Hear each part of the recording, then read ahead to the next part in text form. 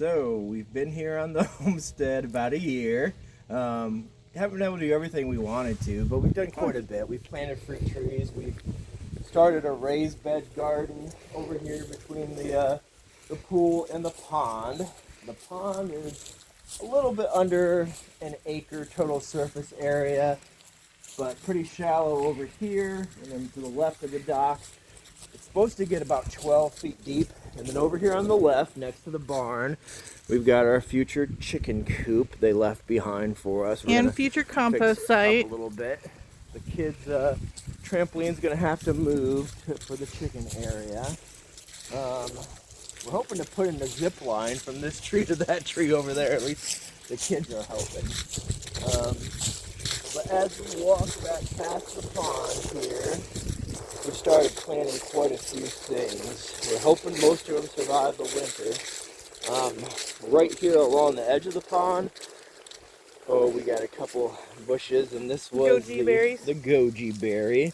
There's two here. They seem to be surviving at the end of the year. They didn't get very big, but seem to be doing okay. And then off to the left here, we got the crab apple trees that they had already planted. And just past those, we've planted quite a bit of stuff, but mainly 5 apple trees and 2 pear trees will be the biggest things we got planted back here. But we got some smaller shrubs like aronia berry. We've also got we planted a hardy kiwi toward the back, but I don't think it survived. Got a few things to show you here. So, I'm particularly excited about this apple. This is a Arkansas black apple. I've heard good things about it, but never gotten to try it yet. Then we got an aronia berry here. Here is the Old Delicious apple and the Granny Smith.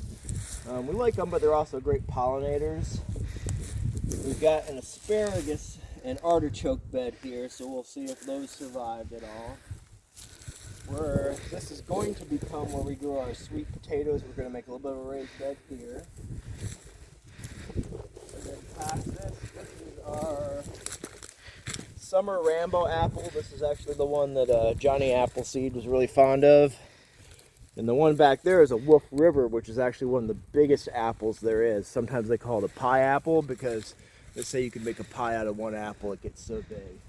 This is a currant. Then, we got some currant bushes we've put in here. And then this other pile is the other currant. And the other currant. And then this was strawberry and asparagus and a few other things as well.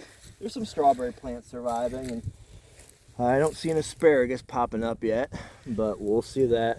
If you've ever heard of hugelkultur, this is going to be our hugelkultur mound. We're going to add a lot of muck from the pond and dirt on this before planting it with squash and a few other things.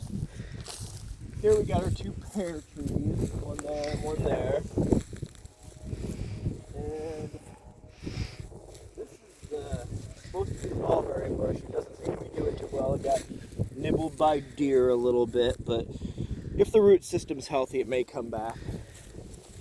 And we've got 2 elderberries right here. They seem to be doing okay at the end of the year, so they may survive. Yeah, there's some little new growth sprouting up on these.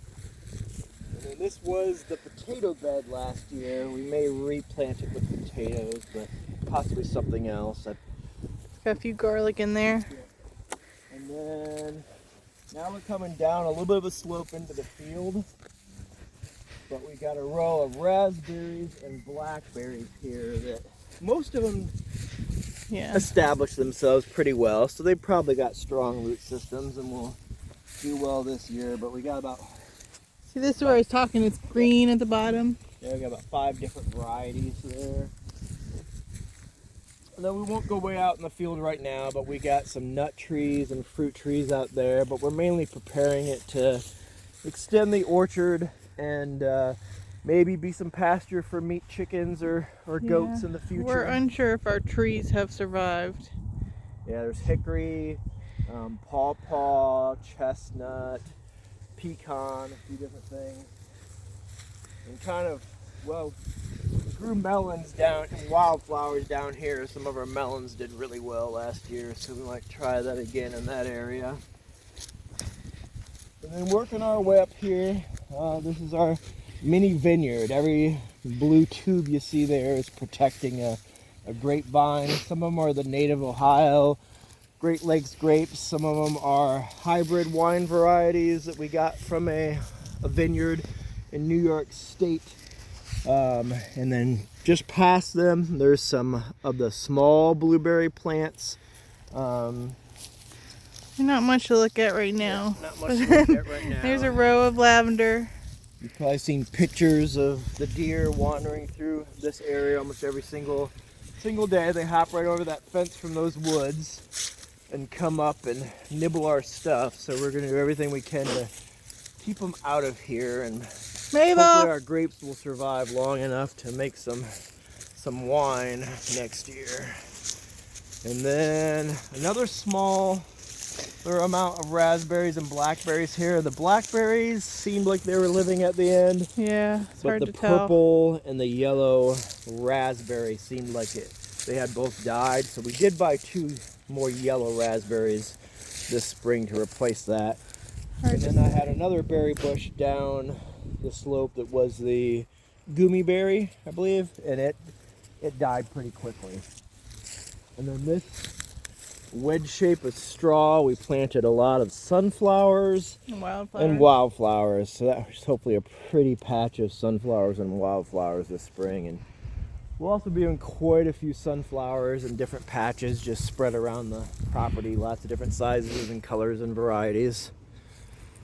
So this is the beginning of this year, so we'll definitely do some updates as things come into bloom and as they're in full growth in the summer, and then some updates showing our hopefully good harvests from the food in the fall.